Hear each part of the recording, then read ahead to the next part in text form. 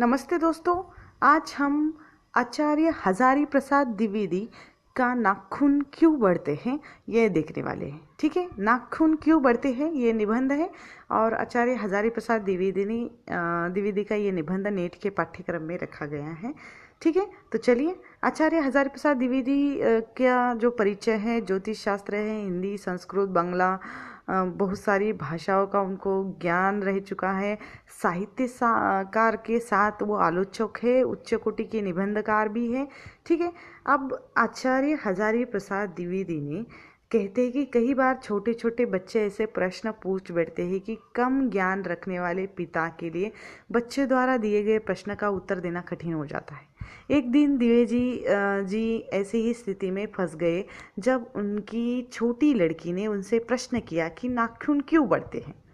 देखिए, एक छोटा सा प्रश्न एक बेटी ने उनके पूछा था, तो उस प्रश्न पर उन्होंने एक निबंध ही लिख डाला। लेखक इस प्रश्न को सुनकर कुछ सोच ही नहीं पा रहे थे, यानी बार बार काट दिए जाने के बाद भी ये हर तीसरे दिन बढ़ जाते हैं। यानी नाखून जैसे अगर जनरल नॉलेज देखा जाए तो बोलते हैं किस मौसम में नाखून ज़्यादा बढ़ते हैं, तो उसका उत्तर मिलता है कि धूप काले में ज़्यादा नाखून बढ़ते हैं। अब ये हम जितने काटते हैं उतने बढ़ते हैं। कोई शौक से उस नाखून को बढ़ाते भी हैं और आजकल तो वो फैशन बन चुका है। लेकिन इस बात को कोई नहीं जानता कि ये नाखून आखिर क्यों बढ़ते हैं। व्यक्ति यदि इन नाखूनों को काट देता है तो फिर ये निर्लज्ज अपराधी की भांति थोड़े ही समय ही खाली छोड़ने के बाद और उसी जगह पर हाजिर हो जाते हैं। आखिर ये नाखून इतने निर्लज्ज, बेशर्म, बेहाया क्यों है? ऐसा लेखक ने ऐसे शब्द प्रयोग किया है। कुछ लाख वर्ष पूर्व जब मनुष्य जंगली अवस्था में था, तब नाखून मनुष्य के लिए जीवन रक्षक अस्त्र के रूप में थे। उन दिनों जब मनुष्य को अपने जो प्रतिद्वंदियों से जूझना पड़ता था, नाखून उसके लिए अत्यंत आवश्यक अंश था। जैसे जैसे मनुष्य का विकास होता गया, उसके जीवन रक्षक अस्त्रों में भी परिवर्तन आता गया। जीवन रक्षक अस्त्र के रूप में मनुष्य ने शुरू में पत्थर के ढेले पर पेड़ की डालों का उपयोग किया। अब श्री राम की वानर सेना ने ऐसे जो अस्त्रों का प्रयोग किया था। इसके बाद मनुष्य ने हड्डियों से वज्र आदि का निर्माण किया। ठीक है, ये इतिहास है। देवराज इंद्र ने महर्षि दधीचि की हड्डियों से निर्मित वज्र से ही राक्षसों को पराजित किया था। अस्थि योग के पश्चात मनुष्य ने धातु योग में प्रवेश किया।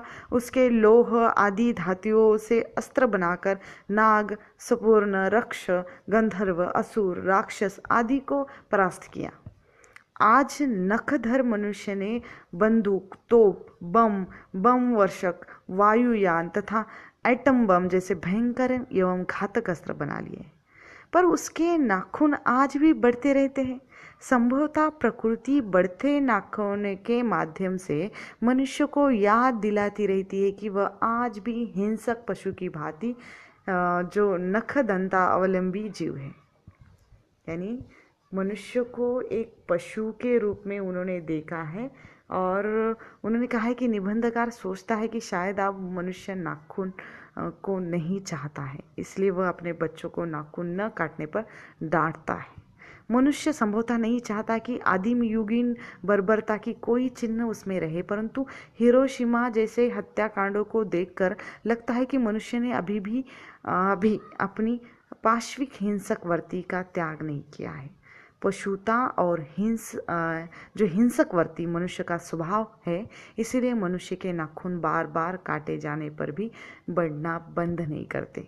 ये मनुष्य की भयंकर पाश्विक वृत्ति है या पाश्विक वृत्ति के जीवंत उदाहरण है, ऐसा हम कह सकते हैं। जो भारतवासियों के स्वभाव का एक प्रमुख गुण रहा है कि निम्नगामिनी वृत्तियों की ओर नीचे खींचने वाली वस्तु को भी मानवोचित बनाते रहे। यही कारण है कि 2000 वर्ष पूर्व रचे गए कामसूत्रों में विलासी नागरिकों को द्वारा सुकुमार विनोद के लिए त्रिकोण, वर्तुलाकार, चंद्राकार, दंतुल आदि अनेक प्रकार की आकृतियों के नाखून काटने का उल्लेख मिलता है। अब प्राणी विज्ञानियों का निश्चित मत ये है कि मानव चित्त की भांति मानव शरीर में नाखून का बढ़ना, केशों का बढ़ना, दांतों का दोबारा आना तथा पलकों का गिरना आदि कुछ ऐसी सहज जात जो वर्तियाँ है जो अनायास ही शरीर के अनजाने में भी वह अपने अपने काम करती रहती हैं। नख बढ़ाने की सहजात वर्ती मनुष्य की पशुता का प्रमाण है। जो आज लोग फैशन के तौर पर नाखून बढ़ा रहे हैं, अब लेखक इस समय अगर होते तो उसे ये कहते कि ये पशुता है, यानी पशुता की ये प्रमाण है, ऐसा वह कह सकते हैं। अब ये पशुता की प्रगति हो रही है और नाखूनों को काटने की प्रवृत्ति मनुष्य की मनुष्यता का चिन्ह है। मनुष्य ने ये जान लिया है कि पशु बनकर यह प्रगति नहीं कर सकता, इसलिए उसने पशुता को छोड़ दिया है। नाखूनों के रूप में कुछ चिन्ह उसके भीतर अभी अवशेष जो शेष रह गए हैं, नाखून उन्हीं चिन्हों के प्रतीक है। अब इन चिन्हों के रहते हुए मनुष्य आगे नहीं बढ़ सकता। नाखून अर्थात अस्त्र बढ़ाने की प्रवृत्ति मानवता विरोधिनी है। लेखक की छोटी सी लड़की द्वारा उठाया गया ये प्रश्न, नाखून क्यों बढ़ते हैं, तथा लेखक के द्वारा प्रश्न पूछा गया प्रश्न, ये अस्त्र शस्त्र क्यों बढ़ रहे हैं, यानी देखो दोनों प्रश्न एक दूसरे से मिलते जुलते हैं। नाखून का जो पहले प्रयोग किया जाता था तो अपनी जीव रक्षा के लिए, स्वरक्षा के लिए किया जाता था, लेकिन अब उसकी ज़रूरत नहीं है ना, फिर भी मनुष्य काटता है। लेकिन कुछ लोग ऐसे हैं जो उसे बढ़ाते हैं लेकिन उसका उपयोग नहीं होता।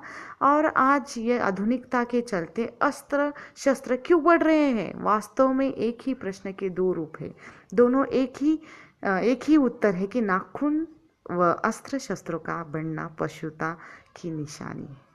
पशुता की इस निशानी को स्व के बंधन द्वारा ही मिटाया जा सकता है। भारतीय परंपरा महिमामयी उत्तराधिकार संपन्न एवं संस्कार उज्जवल है। अनजाने में भी भारतीय मानस स्व के बंधन को ही महत्व देता है। इसीलिए अंग्रेजी में जैसे इंडिपेंडेंस कहा जाता है, और उन्होंने भारतीय उसे स्वाधीनता, स्वतंत्रता, स्वराज्य कहते हैं। वास्तव में स्व का बंधन स्वीकार करना हमारी संस्कृति की एक प्रमुख विशेषता है। भारत में अनेक जातियां आकर बसती रही हैं। इन सभी की सभ्यताओं और दृष्टिकोण में भेद है। अनेक जातियों के लिए एक सामान्य धर्म खोज निकालना बड़ा कठिन कार्य था, परंतु हमारे ऋषि मुनियों ने देखा कि सभी जातियों, वर्णों, धर्म, सभ्यताओं में एक आदर्श समान है। वह आदर्श है अपने को अपने ही बंधनों में बांधना। क्या आदर्श है? अपने को अपने ही बंधनों में बांधना। संयम, संवेदना, श्रद्धा, तप, ज्ञान, अक्रोध, सत्याचरण आदि सद्गुणों के कारण मनुष्य पशुओं से भिन्न है। ठीक है। अब उन्होंने, गौतम बुद्ध ने भी सबके सुख दुख को सहानुभूति पूर्वक देखने को ही मानवता कहा है। महाभारत में ही कहा गया है, यही आत्मा निर्मित बंधन मनुष्य को मनुष्य बनाता है। गांधी जी ने भी स्व के बंधन को ही सुख समृद्धि का आधार मानते थे। वे कहते थे कि बाहर ही नहीं, भीतर देखो, हिंसा को मन से दूर करो, मिथ्या को हटाओ, क्रोध और द्वेष को दूर करो, लोग के लिए कष्ट सहो और प्रेम की बात सोचो, आत्मपोषण की बात सोचो। लेकिन स्व के बंधन के समर्थक गांधी को गोली मार दी गई। अब प्राणी शास्त्रियों का मत है कि एक दिन ऐसा अवश्य आएगा जब मनुष्य की पशुता समाप्त हो जाएगी और वह मारक अस्त्रों का प्रयोग बंद कर देगा। हमारा कर्तव्य है कि हम छोटे बच्चों को समझाएं कि नाखून ही मानवता का आदर्श है। विनाशकारी मारक अस्त्रों तथा बाहरी उपकरणों का संचय करके मनुष्य सफलता तो प्राप्त कर सकता है, चरित्रता नहीं। यानी चारित्रता, मनुष्य जीवन की चारित्रता तो प्रेम, मैत्री, त्याग में है। नाखून बढ़ते हैं तो बढ़े, मनुष्य उन्हें बढ़ने नहीं देगा, क्योंकि नाखूनों का बढ़ना मनुष्य की पशुता का चिन्ह है। स्वनिर्धारित आत्मबंधन ही मनुष्य को चरित्रता की ओर ले जा सकता है। ठीक है।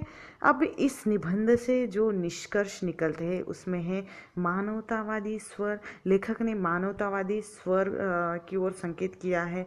भारतीय संस्कृति का पक्ष उन्होंने लिया है। प्राचीन एवं नवीन का समन्वय, जैसे प्राचीन में नाखूनों का प्रयोग किस लिए किया जाता था, अब वह किस लिए हो रहा है। व्यक्तित्व की छाप पड़ती है, नाखून आप अगर बढ़ाए गए तो उसका भाव तत्व की प्रधानता है, ये उसमें से निष्कर्ष निकलते हैं। और नाखून ये और आज के अस्त्र शस्त्र क्यों बढ़ रहे हैं, यानी आधुनिकता का जो दंभ ये जो पीढ़ी भर रही है, इसमें मनुष्यता सफल तो हो सकता है लेकिन उसका चरितार्थ सफल नहीं हो सकता। यानी मनुष्य की जो संवेदना है, प्रेम, मैत्री, त्याग, ये कम होती जा रही है। यानी मानवतावादी जो स्वर उन्होंने इसमें दिया है। और स्वाधीनता हमारी संस्कृति की एक परम विशेषता है, इसकी ओर उन्होंने संकेत किया है। नाखून तो एक प्रतीक रूप में है, लेकिन आधुनिकता के चलते जिस तरह बड़े बड़े अस्त्र शस्त्र दूसरों के लिए या स्वरक्षा के लिए निर्मित हो रहे हैं, लेकिन इसका प्रभाव मानवीय जगत पर किस तरह भयानक होने वाला है, इसकी ओर संकेत आचार्य हजारी प्रसाद दिवे ने तब किया था। अभी भी ये निबंध हमारे आधुनिकता के चलते अत्यंत सटीक बैठता है और लागू भी पड़ता है। इसीलिए नाखून क्यों बढ़ते हैं, एक छोटे से प्रश्न का उत्तर उन्होंने कहा है कि आजकल ये अस्त्र शस्त्र क्यों बढ़ रहे हैं इतने, यानी दोनों भी प्रश्नों का उत्तर एक ही है, आधुनिकता के जीवन में मानवतावादी स्वर का कम होना। ठीक है, अब यहाँ पर ये निबंध समाप्त हो जाता है। धन्यवाद।